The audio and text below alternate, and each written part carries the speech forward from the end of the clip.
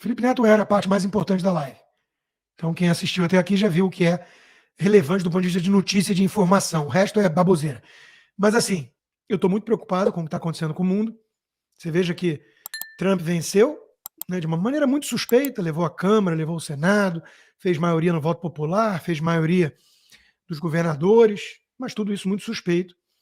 E logo começa a ter reação. Estão atacando a agenda woke, que o Hélio Schwartzman, agora meu grande colega iluminado, racional, desprovido de ideologias, na Folha de São Paulo, aquele que desejou a morte de Bolsonaro, mas por fatores totalmente técnicos, científicos. E, bom, e desejar a morte do Bolsonaro a gente sabe que não é crime, ao contrário de desejar a morte do Lula. Mas, por motivos óbvios. Mas o Hélio Schwartzman nos garante que essa coisa de agenda woke é da direita.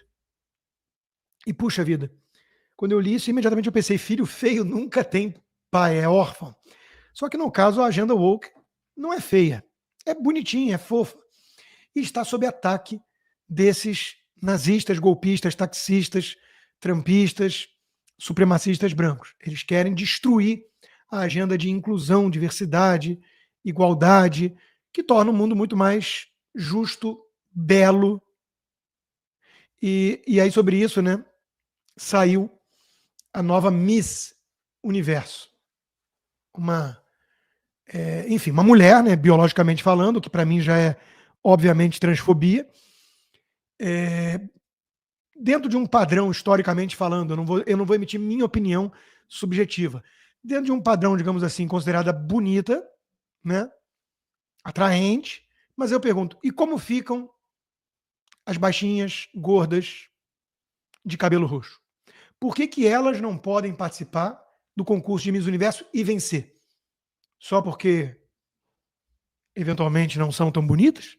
Sobre o conceito de beleza dos supremacistas brancos. Quem foi que disse que uma baixinha gordinha de cabelo roxo não é mais bonita que essa mocreia aí, né? Então, meus amigos, o mundo está acabando. O Richard Gere está certo de picar a mula dos Estados Unidos. Tá faltando um monte de gente que prometeu, mas eles estão preparando a mala. Dá trabalho essa coisa de se mudar. Mas Oprah Winfrey, Taylor Swift, o Marco Ruffalo, um monte de gente tem que sair ainda, né? Porque onde é que isso vai parar? Estão resgatando, então, aquela visão do Roger Scruton, de que a beleza importa e de que isso é a beleza que importa. Eu estou muito preocupado com o recrudescimento do preconceito elitista supremacista branco no mundo. Daqui a pouco vão voltar a fazer filmes como Rambo, Braddock, de masculinidade tóxica que fica influenciando a garotada, né? Em vez da garotada, enfim, ficar desenhando arco-íris e achando que é mulher e frequentando banheiro feminino, que obviamente seria um ato de inclusão. Então, eu estou muito preocupado com essa vitória do Trump, porque a gente já começa a ver sinais de deterioração dos padrões inclusivos da era pós-moderna. Isso é muito, muito perigoso, muito perigoso. Daqui a pouco vai ter gente querendo liberar de novo o humor. Aí vai ter babaca aí, supremacista branco, fazendo live com ironia, com sarcasmo, contra nós, revolucionários woke. Isso é inadmissível, como diria Gilmar Mendes sobre a anistia, incogitável uma coisa dessas, incogitável. Pois bem, aqui temos um companheiro, Soldier Down, né? Um companheiro que foi abatido no esforço de levar a inclusão. Veja que ele veio falar que ele não é brasileiro, mas que o filme é maravilhoso, o melhor filme do ano. Fernanda Montenegro é a melhor atriz, aquele filme sobre o comunista companheiro Rubens Paiva. Aí vem um supremacista branco, bolsonarista, taxista, dizendo: Biel, tá na sua bio que você é de São José do Rio Preto, mas valeu o apoio ao cinema nacional. Quer dizer, foi pego, alguns vão dizer foi pego na mentira, porque disse que não era brasileiro. Mas o que é a mentira e o que é a verdade? Tudo aquilo que fomenta e ajuda a promover a nossa causa de inclusão não pode ser considerado jamais mentira. No máximo, digamos assim, mentirinha boba. Aprendi isso com o Janones, grande companheiro, né? Então, o fato é que estão tendo que dar uma turbinada aí, porque acho que ninguém está querendo ver muito esse filme.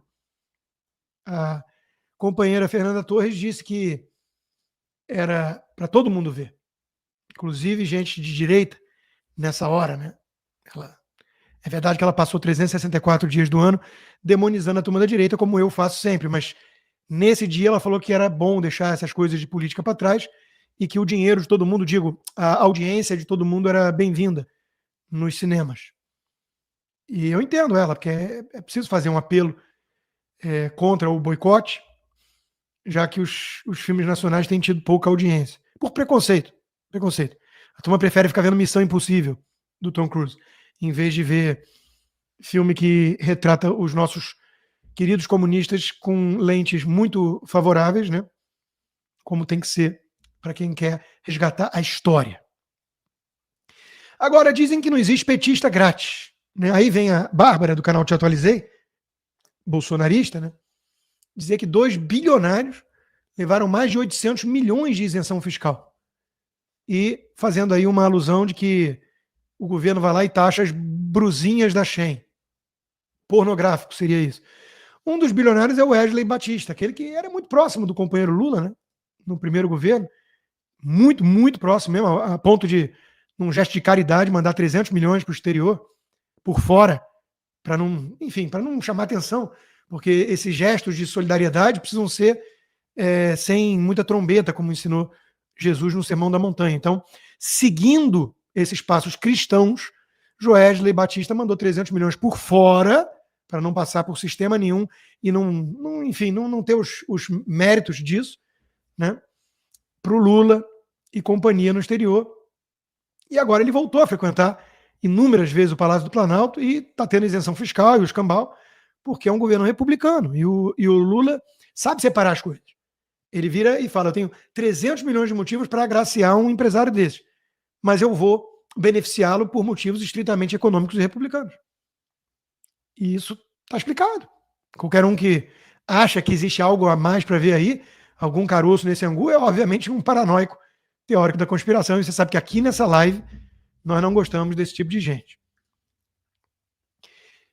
A Globo também. A Globo ficou em terceiro lugar, né, na lista de empresas que recebem mais benefício fiscal. E tem gente falando, pô, o que a Globo tem a ver com isso? Né? Já um grupo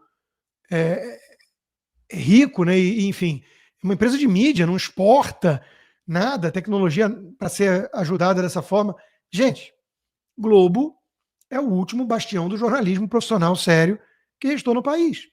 Se não fosse Daniela Lima, Vera Magalhães, Miriam Leitão, Merval Pereira, Guga Chakra, oi Guga, e companhia, vocês iam acreditar no que seus olhos veem. Vocês iam acreditar no que a lógica leva a concluir. E onde ficaria a curadoria do jornalismo profissional para dizer que o que os seus olhos enxergam e o que sua lógica conclui estão absolutamente equivocados? Que o certo é o que a Globo diz junto com a STF. Então, é muito importante, eu diria assim, um gesto de proteção da democracia. Você fazer uma remessa, colocar uma enxurrada de recursos nos cofres da Globo, da Globo News. E com isso, proteger o nosso país, a nossa democracia. Todos aqueles que assinaram aquela carta pela democracia, tem uns ou outros aí titubeando, com medo, Armínio Fraga, Mendonça de Baixo, são frágeis, não são ponta firme. Ponta firme não está com medo. E daí que a economia está indo para o saco? E daí que o Brasil está próximo da China, do Irã, da Rússia, e o Ocidente está olhando meio torto? E daí quem precisa? Quem precisa do Ocidente? E se o Brasil virar Venezuela? Oh, qual o problema? Não para nós companheiros petistas, revolucionários. Não há problema. Só se você resolver trair, criticar o sistema, aí não acaba bem. Mas enfim, a turma de livro de detetive fala, siga o dinheiro. Mas é besteira seguir o dinheiro. Porque eles projetam na esquerda aquilo que eles enxergam diante de um espelho.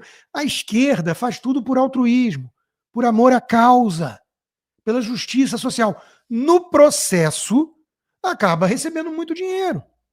Tipo, o imitador de focas. 14 milhões de reais de isenção fiscal do governo. E ele condena, mesmo assim, um acúmulo exagerado de capital. Veja que é possível ser nobre mesmo com toda essa vantagem do governo. Ele recebe 14 milhões de reais de benefício fiscal do governo, mas é contra o acúmulo de capital dos outros. Ele gravou uma vez ou outra aí uns vídeos. Pode-se entender que era uma fase de deslumbre. Né? Gastei 40 mil reais na noite, não sei o quê, a minha piscina.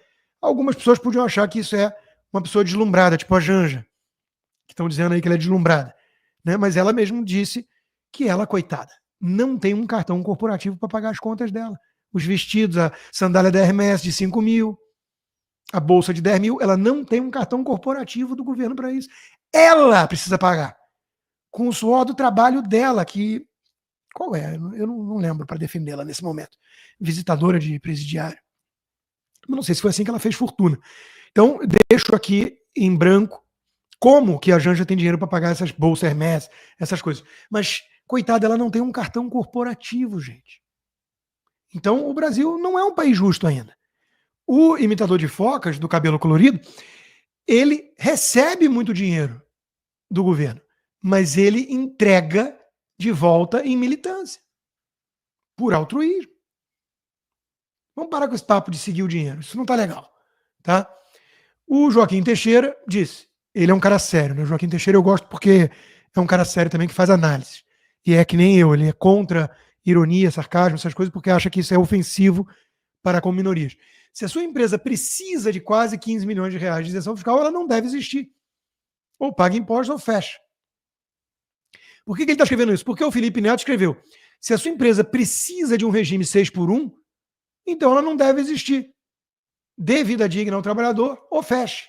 E se o trabalhador não levar o meu pedido de 1.000 e tantos reais no dia de Natal, eu vou botar a boca no trombone e botar denúncia no Reclame Aqui. Porque aí é uma coisa diferente. Aí é para me atender.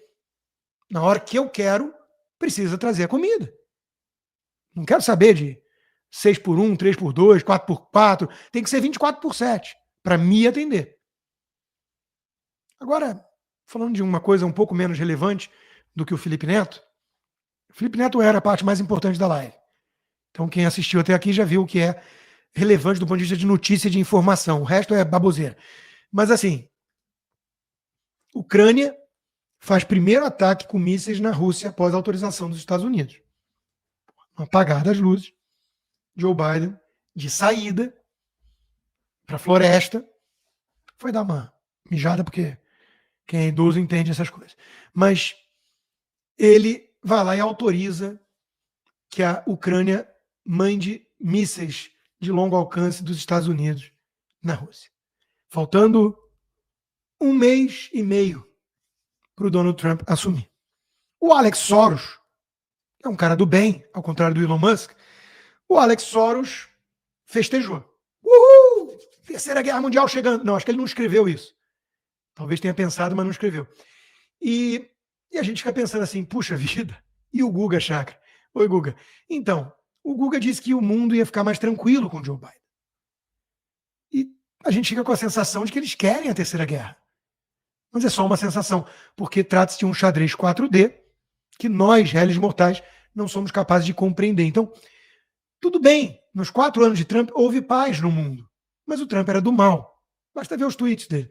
Agora, nos 3 anos e meio, quase 4 anos de Joe Biden, teve o Talibã tomando de volta o Afeganistão, a Rússia invadindo a Ucrânia e está em guerra até hoje, o Hamas, o Hezbollah e o Irã contra Israel. Mas tudo isso é parte de uma estratégia de longo prazo para poder chegar à paz.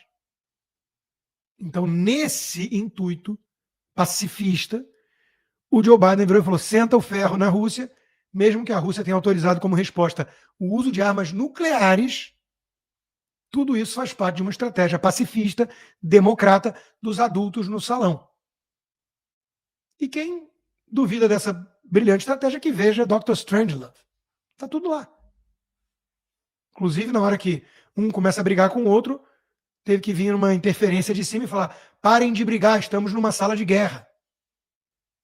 Isso é coisa séria. Então, a Ucrânia já está atacando a Rússia com esses novos mísseis de longo alcance que foram autorizados pelo governo americano. E, enquanto isso, navios da marinha dinamarquesa estariam perseguindo um cargueiro chinês que atracou na Rússia há 4 dias por suspeita de envolvimento em uma sabotagem no fim de semana que danificou cabos submarinos de internet que ligam a Finlândia e a Alemanha no Mar Báltico. Ou seja, o mundo está tranquilo. Está tranquilo. E quem diz o contrário é teórico da conspiração. Guga segue sendo o melhor analista geopolítico do Brasil. Ele não erra uma ou não acerta uma, mas o fato é que ele tem boa intenção. Então, falei de China. Alguns direitistas teóricos da conspiração dizem que o Brasil está virando uma província chinesa. E eles apontam esses indícios, né? A comitiva presidencial de Xi Jinping, grande democrata presidente, segundo a Globo News, desalojou todos os hóspedes de um complexo hoteleiro de Brasília. Mas, para provar que não é uma coisa assim de paranoia de segurança ou de arrogância, soberba e autoritarismo, um inquilino foi poupado, o ministro da Fazenda, Fernando Haddad. Por quê? Porque é o grande artífice e arquiteto do plano econômico do Brasil que a China aplaude. Porque, obviamente, a China tem interesse que o Brasil afunde. Mas, dentro desse contexto, né, o Fernando Haddad foi poupado e ficou lá junto com os chinesinhos todos. Inclusive, já saíram boas ideias disso. O Brasil estuda emitir títulos de dívida em moeda chinesa. E aí, eventualmente, se o Brasil de fato acabar virando uma província chinesa, os teóricos da conspiração não estarão certos só por conta disso. Porque os teóricos da conspiração acham que o Brasil vira uma província chinesa para destruir a nossa democracia, mas claro que não. É para fortalecer a democracia, assim como na China. Entenderam? Às vezes eu acho meio confusa a lógica que vem do gabinete do ódio que não existe, da esquerda, do Janones e companhia. Mas eu sou um bom aluno, então a gente está se esforçando para aprender. Por exemplo, o opositor do Maduro, detido após aquelas eleições limpíssimas na Venezuela, morreu na prisão, depois de torturas, segundo denúncias.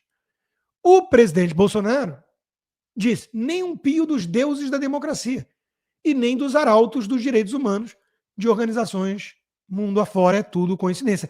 Claro, Bolsonaro!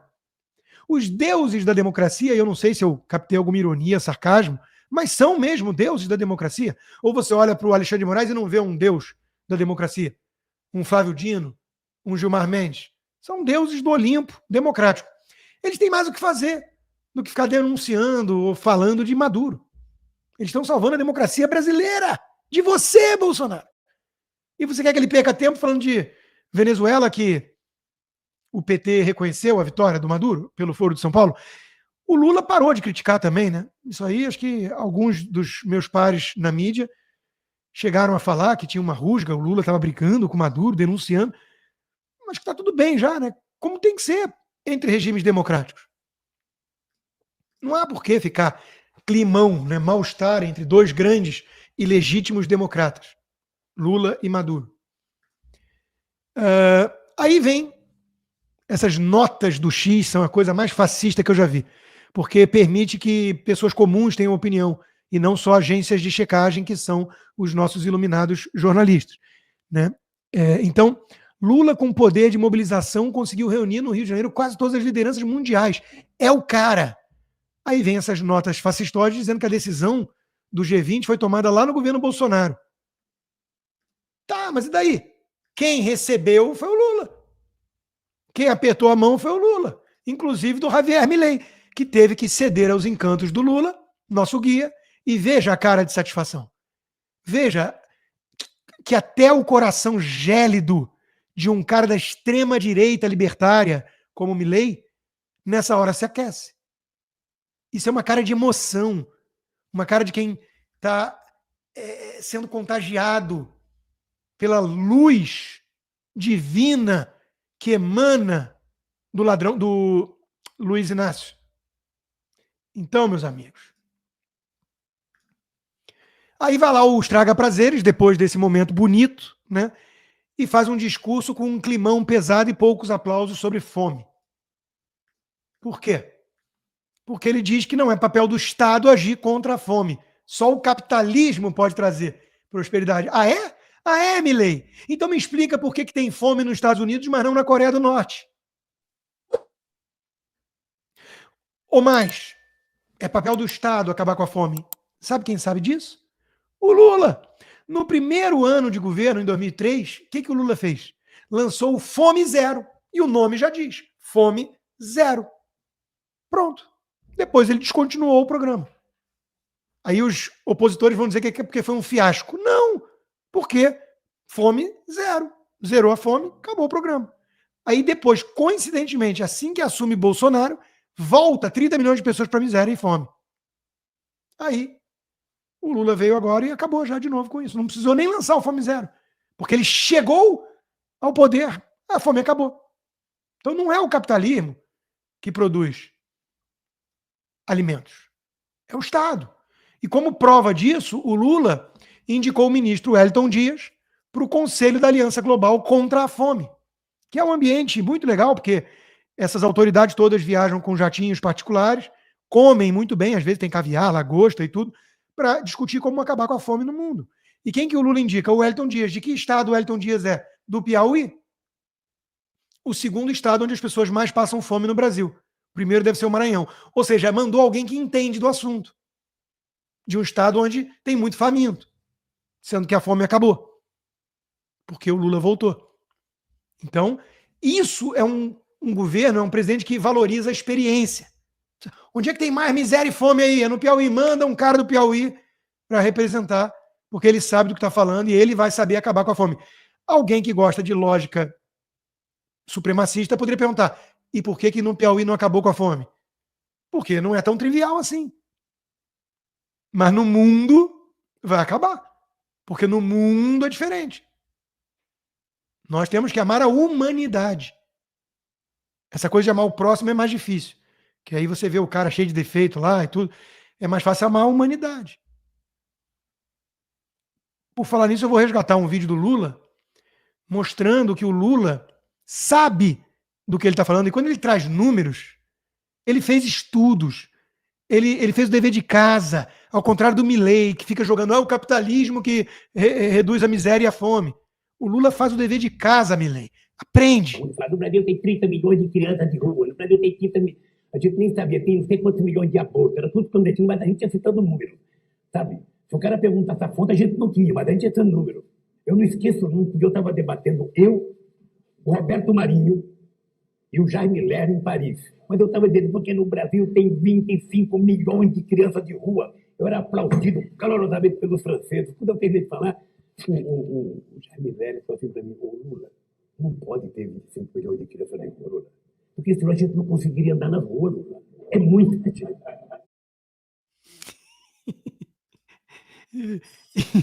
Bom, olha só. Não obstante todo o esforço de combater a miséria e fazer chover picanha, que a gente tem que esperar um pouco mais, vai lá a turma do Wall Street Journal, um jornal supremacista branco, e diz que o Brasil e a América Latina estão em declínio democrático e econômico e que o Lula é o líder disso. Está vendo? Pelo menos o Lula é líder de alguma coisa, Wall Street Journal. E vocês, além de audiência de jornal, são líderes de quê? O Morgan Stanley vai lá e rebaixa as ações do Brasil para underweight, riscos de dominância fiscal considerados muito elevados. Paranoia! Lula já disse que o mercado é um dinossauro voraz. Paranoia! Piora da expectativa na economia está próxima de virar fato consumado, diz o Mendonça de Barros, fundador da consultoria MB, que fez o L. Declarou voto no Lula no segundo turno. Ou seja, tá muito apressadinho. Confiou no Lula. E agora já está com medo, que nem o Armínio?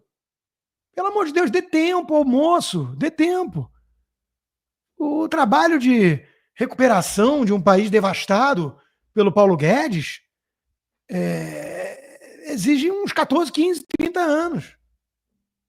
Dirceu sabe o que está fazendo. Então, muito alarmismo, muita paranoia. Deixa a economia vai pro ralo, mas depois, eventualmente, melhora. Pergunta aos cubanos se não tem melhoras esporádicas. Recuperações judiciais têm alta de quase 40% no ano, diz a Serasa Experian. Eu acho que essa Serasa Experian deve ter sido comprada por algum bolsonarista. Então tá aí o gráfico das recuperações judiciais aumentando. São empresários afoitos. Não estão conseguindo fechar o mês, não estão conseguindo pagar os funcionários. Calma, porra. Tem subsídio do Estado para isso. Se você não consegue, o problema é seu. Quem mandou não ser amigo do rei, quem não mandou fazer campanha pro Lula. Então é só estar bem antenado as coisas como elas funcionam.